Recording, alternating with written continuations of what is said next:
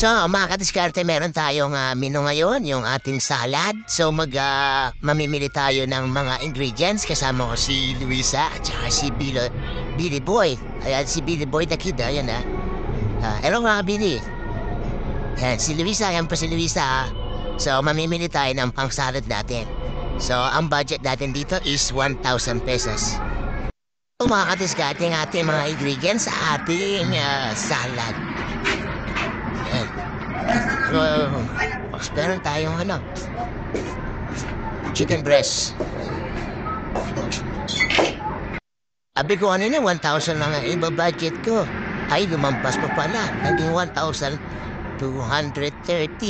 Yung ating inilabas na pera dito sa mga ingredients natin.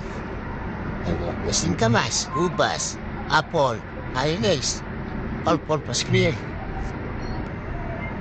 condense, yung fruit cocktail, eating cheese, pasta, chicken breast.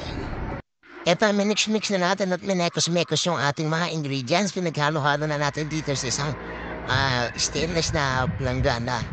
So, yun po, mix na hulat yan. So, i-chill lang natin sa refrigerator para lumamig.